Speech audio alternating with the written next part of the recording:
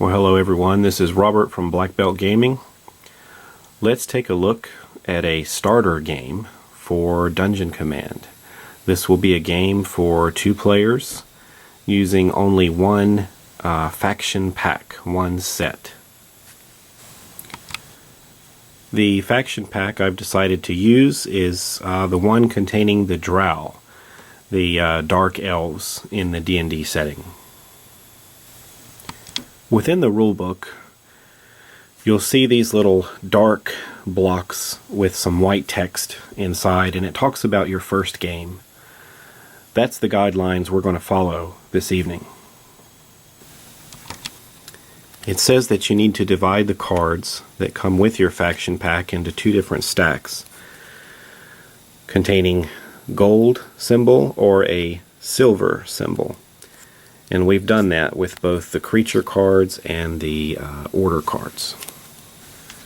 There's also some guidelines for how to set up the small map to use in your first game. And we'll be using this setup just as it's printed in the book here. One side will start from this starting area, and the other side will start here. Each faction pack contains commander cards, and we have 2 of them, so this is some vital information here.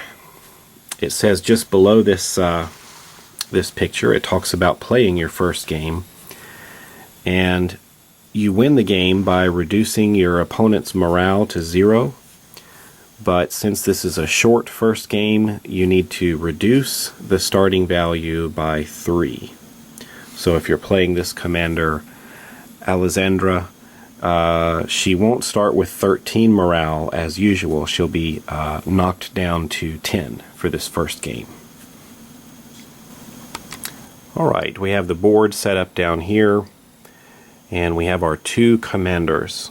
So we've sort of got thematically some sort of civil war going on between, looks like Kaltros, the sellsword, and then this Alexandra. And I've reduced their morale by 3 for each of them, so it normally starts at 12 for the male figure here, and he's down to 9, and for the female she's down to 10, so she's actually got a little more morale on her side. Leadership starts at this standard starting level. Leadership for him is 9 and 7 for her. So let's take a look and see how the game plays. Well, let's begin with Kaltros here. He's going to deploy his starting creatures first. If we look on his card, and I'll zoom in just a little bit, you'll see that we have some other information here that's important to how he plays. He is a sellsword, and it says that whenever a drow you control collects a treasure token, you can draw 1 order card instead of gaining 1 morale. His creature hand size is 3, so what we need to do now is we need to give him 3 of these creature cards, and we need to see if we can deploy these creatures. We have a Demon Web Spider, which is a level 1 creature. We have the large Umber Hulk, which is a level 5 creature. And then we have a Drow Wizard at level 2. So deploying starting creatures. We need to look to our leadership. This will tell us how many levels in total we can deploy during our turn. So with 9 leadership, we could take 5, 6, 7, 8. We could deploy all of these creatures at the beginning of the game because the total levels are less than or equal to his leadership. So let's start putting these out there. Well, let's start with this Drow Wizard. We see the miniature model right there, and we take that out of the box. And we deploy this creature into the starting area. over here. And it can go on any empty square, so let's just put him there, over there in the corner. And that's our first one. For our next one we have the Demon Web Spider. It's only a level 1. And there we see a picture of its model. And we have it here. All of these models are pre-painted. I didn't do the paint job on these. And I guess I'll just put him there. And finally we have the Umber Hulk. And it has a larger size model here. And let's see, he's got a bigger base on him. And where do we want to put him? I guess I can put him anywhere in this start area, so I'll just put him right there, kind of halfway up the steps. Alexandra has a creature hand of 4, so she can actually take 4 creature cards here. And let's see what we can deploy on her turn. Alexandra's leadership is 7, so we are not going to be able to deploy everything in our hand right now.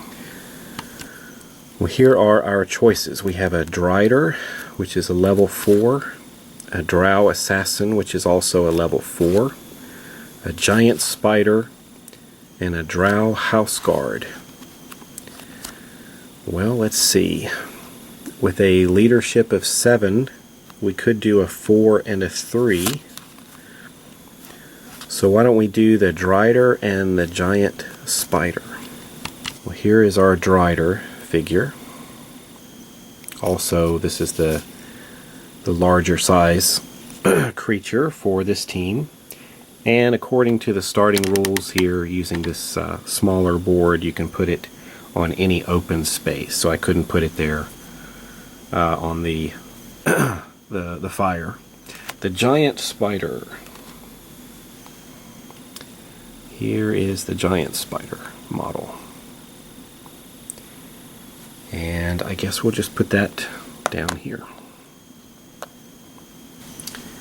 Alexandra has a couple of special, or a special ability with some other statistics here. It says that walls of web, you add 2 to the speed of each spider and drow creature you control. Creature hand size is 4, and the starting number of order cards in your hand is 5. We'll be drawing order cards right after we place these treasure tokens. Placing these treasure tokens for this small game, we're only going to be placing ones on these 2 areas. There's actually one over there in a starting area for the second player from this one pack, and we disregard that for our first game. We need to take the treasure tokens that have a 3 on them, and we put that here, and then we'll take the other one and put that there. When a creature turns over one of these tokens, they can start collecting the treasure tokens to gain morale for their side.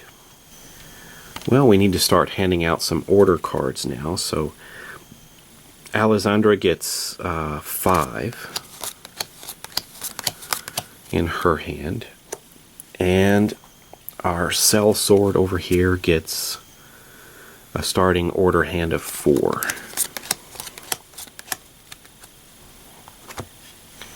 Since we've done our starting, deployed our creatures at the start, we now draw back up to our starting creature hand size.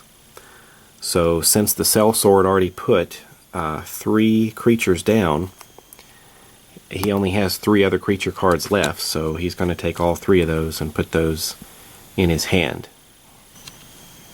Alexandra will also be drawing back up to the proper hand size. She has 2 still left in her hand because we deployed the Drider and the Giant Spider. but we still have this assassin and house guard in our hand. And our creature hand size is 4, so we're going to draw the other 2. And we'll be able to choose from these later to see if we can get some other creatures out and into the game. Well, here is our basic sequence of play. Refresh, which means we usually untap our creatures and draw an order card. Activate, we activate our creatures one at a time in any order we choose. Then we get to deploy. Our leadership increases by 1, and we get to place new creatures on the battlefield. And then we do a cleanup and untap any creatures that were tapped. The game is over when any player's morale reaches 0, or if any player ends his or her turn with no creatures on the battlefield. The player with the highest morale is the winner. Let's begin with our sellsword and draw 1 order card. All of our creatures are untapped, they haven't been used. And let's take a look at some of these. Maybe there's something in here that can help us right away. Just to clarify, I am learning how to play this game right in front of you right now. So, I am not coming at this as an expert teaching you how to play. I'm actually learning myself and just sharing the experience with you. So, let me see if there's something in my hand I can use. Probably you experienced players can see right away what I could do. Well, let's try to begin here by moving our Drow Wizard. If we take a look, we see that the Drow Wizard's speed is 6. Our wizard is here, and we're just counting squares. 1, 2, 3, 4. And then this is difficult terrain. You've got a triangle here, so it's going to slow you down and require 2 movement there. So 1, 2, 3, 4, 5, 6. It has to end its movement on the rubble pile there. You can find some more information about difficult terrain right here in the rulebook. Just look for the little triangle on the board. And you see that it costs 1 extra square of movement to enter that place. So it took us 1 extra square of movement to put him right there. And we had enough to do that, so we're in good shape. Well, here is my Drow Wizard card. And it's a level 2 creature. And it has as its abilities here dexterity and intelligence. I'm looking at trying to play an order card called Fire Trap.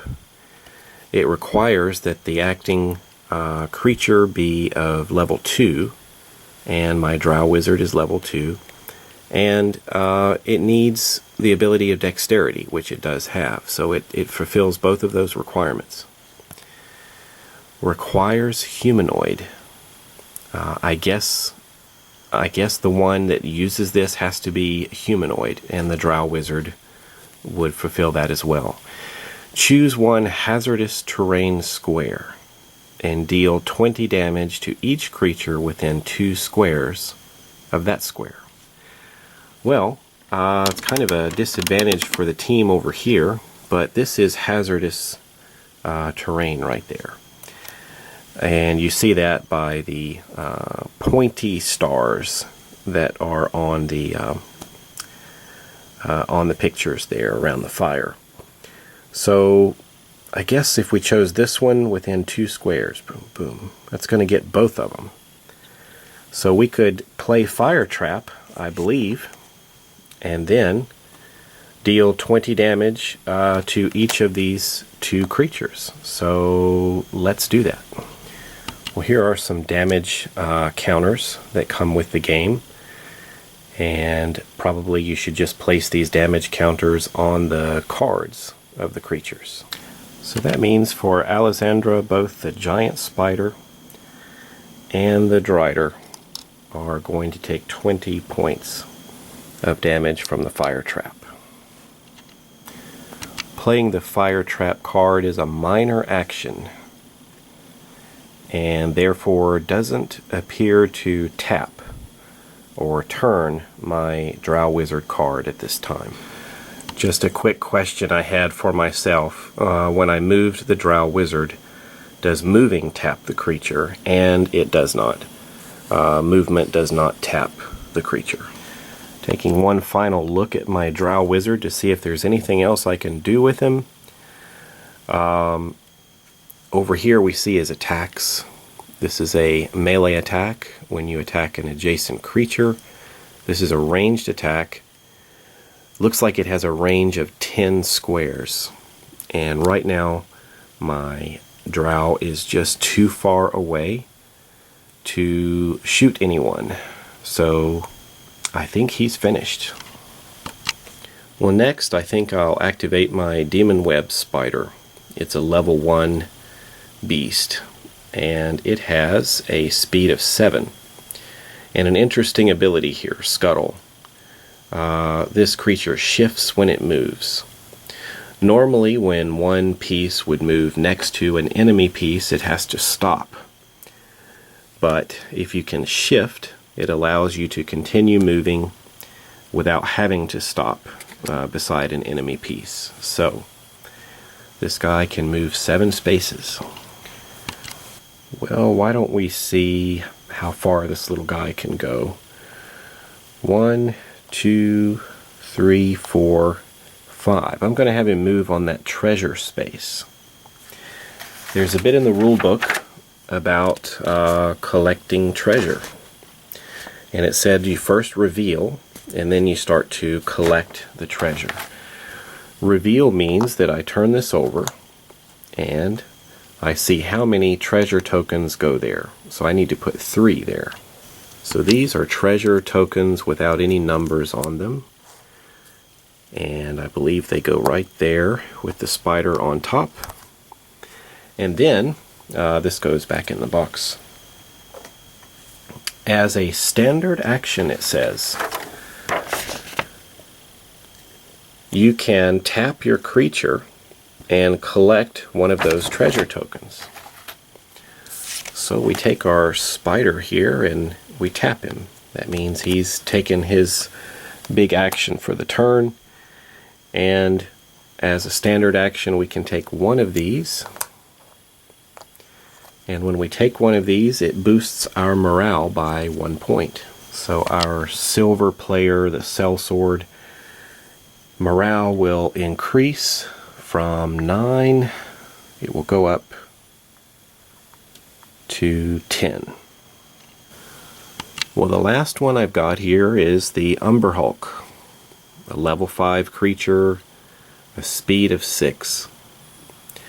He has the burrow ability, which means he can ignore walls when moving.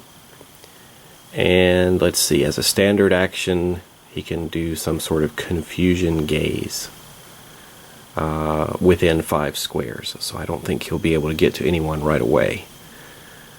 Speed of 6. Well, let's start to move this big guy out.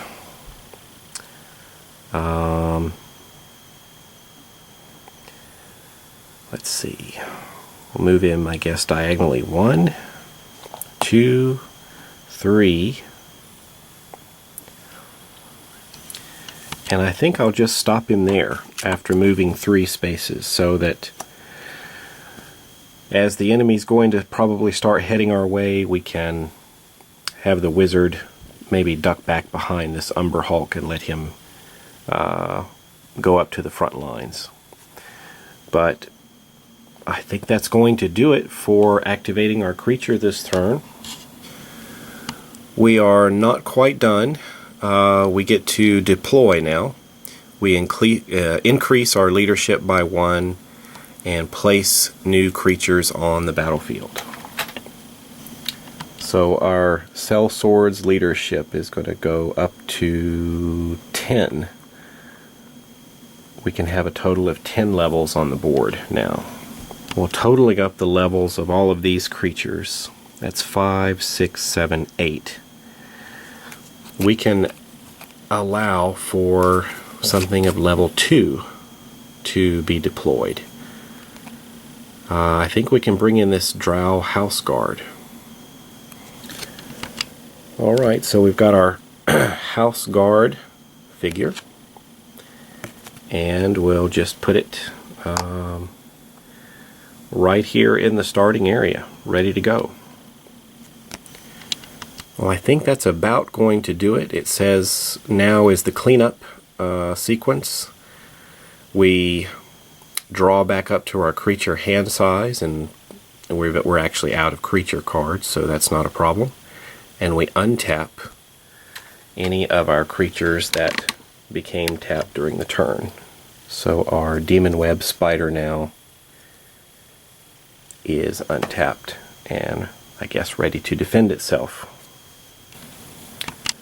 Alright everyone, that kind of wraps things up for me this evening.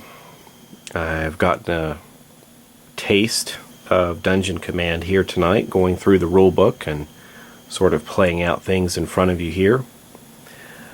Please join me again soon. I'm going to be going through Alexandra's turn next, and I do plan on playing this battle to its conclusion. So thanks for joining me for Dungeon Command. I'll catch you again real soon. Thanks.